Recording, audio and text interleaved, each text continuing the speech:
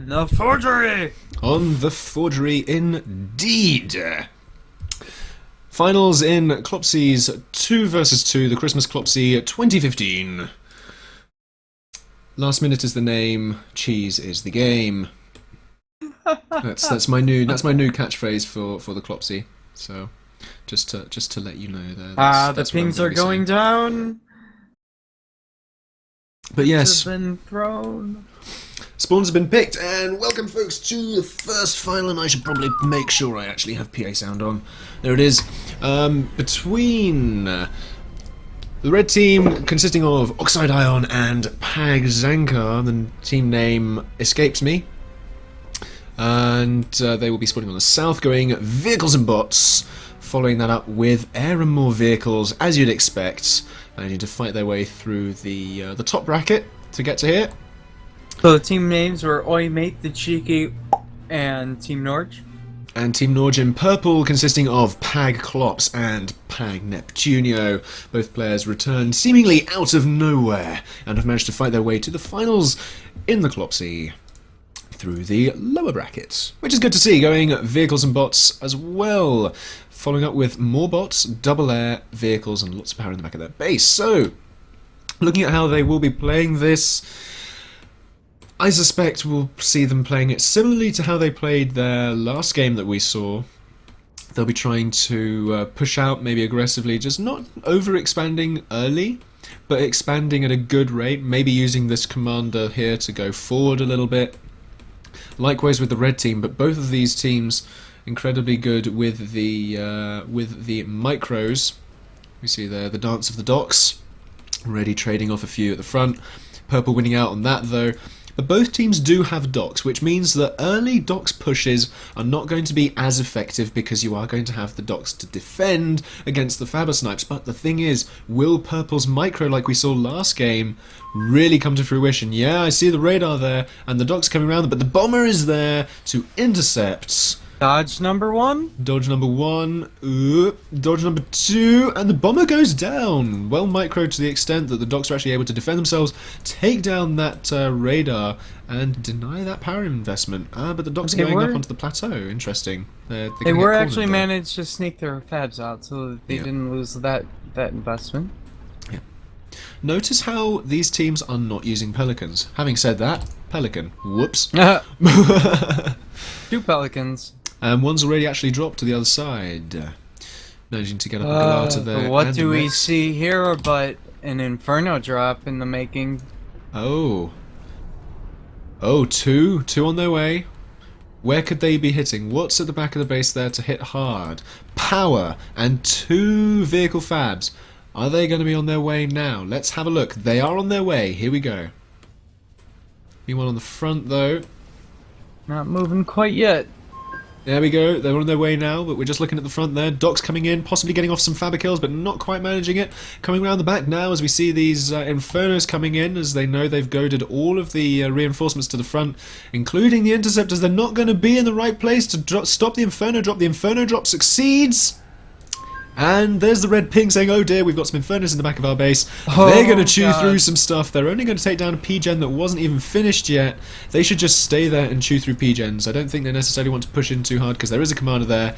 Down goes one Uber Cannon. They're going to want to run away from that commander. Do some no. Ring a Roses. Yeah, ring a Roses around the factory. And all that's left to be able to do now is reclaim! Down it goes, reclaim. All hands on deck, it really is there.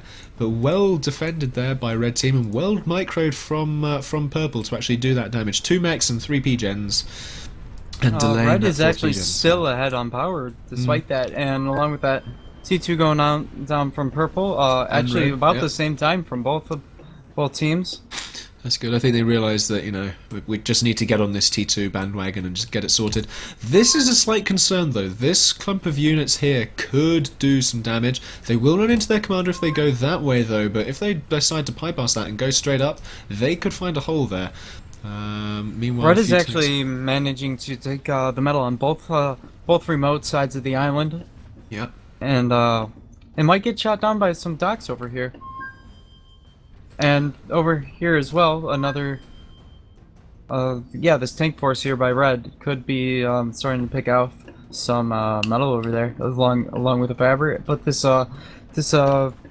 purple fab might actually scout this proxy base over here. It's going to be close, but he will get shot down there. There is that turret there. The thing is, though, this is what I meant about this force managing to bypass this commander. He is going to be pulled off that T2 factory, although they have got the Fabbers still working on it. He's going to be pulled off that in order to use some Uber Cannon defense. But 2 mechs will go down there, and some commander damage will be dealt. Could be Meanwhile, on the quite other well side- worth the time, but Yeah. these bolos are going to engage the commander, and as soon as it... What's a bolo? I'm sorry. What is a bolo? I'm sorry, an ant. Thank you very much. I would have rather seen those ants turn around and go right back up the ramp because Yeah, that would have been a good move from them. And it would have also allowed them to go back and regroup for another day. But right there, they just... Well, they did a fair amount of damage there, actually. 39% is not something to be sniffed at. Meanwhile, though, on the No. other side, we do have the red commander pushing out quite aggressively here. We actually have a lot of sparks, interestingly enough, in this composition. I've seemed to have heard hearsay that enough sparks in an army is good against vehicles because of the direct damage rather than the splash damage. And that's why they're getting quite so many P-gens, quite so many P-gens in their base. But as we saw with Purple last game, they do transition into boombots, and we already actually start seeing the boombots coming off, and the forward presence of the red commander here is worrying given the boombot. Ooh, drifters coming in, but getting taken down there. Yeah. Red actually managing to do a really good job of defending their expansions really nicely, and also their main front there. But there's the sparks there. They take a few hits. I don't think that was cost effective for them at all. They only managed to do kill off two vehicles there for a loss of about 5-6 sparks. Not great. Not great, but another force from Red managing to break through. A few boombots being defended against by sparks. That's where the sparks are going to be useful, is defending against the boombots, against the vehicles. But this could hurt a few P-gens here. The boombots are going to need to be microed and split up a little bit like banelings in a push. Oh, but the sparks! There's the boombots there. Nice. Nice defense there. Coming in with more drifters, pinging off on the side there. Annihilator, are you still here? You've gone very awfully quiet. But the turrets will go down, the mechs will go down as well, and that should work to level the damn it. playing field a little bit with 3. I seem to have muted my mic. Congratulations. Whoops. Oh, But God. that raid on that side has managed to level the playing field in terms of metal income. What they need to deal with now is this pelter on the front line. That is Purple do, but they have levelers coming out of the factories now. Red have got the same. They've started to produce those as well. Down this side, though, the commander and vehicles are going to meet a few turrets if they push out there, so they don't necessarily want to do that. Need to sit back and get up some artillery, I think, is probably the best decision at this point in time. The air game is starting to come into play now, though. Looks quite even Stevens at this moment in time. Purple deciding better of that engagement, deciding maybe we should just wait a little bit more, perhaps goad them over some anti-air in our armies. But the levelers here, 5 of them pushing in. They don't want to push in against this wall necessarily because then they'll get concaved against the boombots. And then the boombots come in. boombots come in. Oh, that is a spectacular, Oh, that was spectacular engagement for Oh, Red. They're going snap. to... This is the time to move out with those tanks. That was a Battle of Hastings moment right there. Sucker them in and then pow. Wow, goodness me. But the boombots on this side, though, they will meet a minefield if they go for this commander. What are they going to do? The docks are going to take the mines. Are the docks going to take the mines? The docks take the mines. The boombots decide to let the docks take the mines. The boombots go through the mines as well, but they all get taken down by mines. Oh! Oh, I don't know. Are we going to see a skitter or two come out after I think, that? Or are I they think the going biggest to issue is on this side, boombots against an already weakened commander right next to a T2 vehicle factory. Uber Cannon goes off. I think the levelers are going to have this commander, let alone the boombots. Down he goes. One loss Yeah, for Pag and Klops and Neptunio. They saw that the levelers were going to take care of the commander and just decided to take out the T2 factory quicker. Yeah. And at the moment, Purple are playing on the defensive. This nice pelter push in the middle here has really paid dividends for the red team there. They've really managed to stop Purple from being able to push out. And Purple with that engagement on this side where they just got eaten by boombots from seemingly out of nowhere. I think that really lost a significant chunk because their army now that loss on that side, their army is half the size of that of Red. And this leveler is still Yeah, lolling they've around lost, the base. They've lost their T2. They can't. They're not. They're just gonna have a huge issue dealing with a continued production of the levelers. But on the backside, a couple drifters going into the metal in the back, picking off some pigeons again. Yeah, I think it's too little too late though. I mean, actually, if you look at the economy tab, Purple they're doing okay for the eco. They just need to actually start getting up more production, spending more. I think this is something we've seen from them in all of their previous games that we've actually casted of theirs. They float a lot of resources, and instead of actually getting production up, they're pushing with boombots. I think, that's such a shame. That is such a shame. I'm not quite sure what we're seeing here, but they could continue building some fabs to just grab some of that, get some T1 metal going again. But yeah, these boombots against a mostly tank force against both sides are really using a lot of boombots right now. Yeah, boombots seem to be the weapon of choice in this game. But Purple are just so on the back foot now, and as you say, losing that T2 was significant. Those pelters are just like they do still have the T2 Faber, taking little bites and nibbles out of their army over there.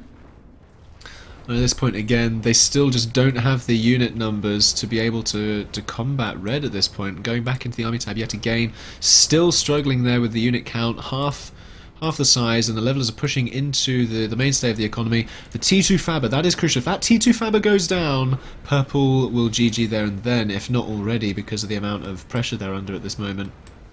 They've just lost all their production, really, and continuing to lose it. The Faber stays alive, so they can rejuvenate their stuff relatively quickly if they so desire. This is really confusing to me looking at this. Purple is ahead on the metal, but they are very, very severely on the defensive right now. Yeah, they just need to actually start spending their economy.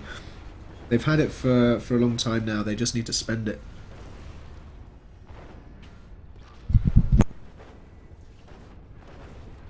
I think that's always, like, Collapse's playstyle has always been more micro than macro, so if you would actually, like, watch his games, you'll find him floating and wasting eco a lot, but most of the time he can win by sheer force of taking better engagements in micro, because I think that's his more enjoyed aspect of the game. It's just, brutalizing your opponent through execution and, execution and tactics.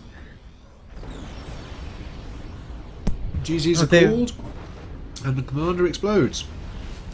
Meanwhile, I'm eating pizza. But yes, that was a good first game. I think Purple were sort of knocked off their hype train there a little. Boombots are conglomerating. They're going to go from get this commander. They are going to run by Infernos if they choose to go in, though, so they don't necessarily want to go in just yet. They've got to get through the walls, and the Infernos are there. They want to go around the other side of the walls. They're going to go around the other side of the walls. They're going to aggro down on this commander. They will get this commander. It's going to be very close. The Uber Cannon goes off and saves his skin. Oh, that could have been deadly for that commander, but the tanks are following it up, and there's not a lot here to defend. Yes, there's the walls, but there's Infernos as well. Oh god. Oh, but I don't think it's enough. I think the vehicles from Purple have managed to push in. Boombot's dealing damage to the defences as well. The levelers aren't quite enough. There's only 3 of them there now.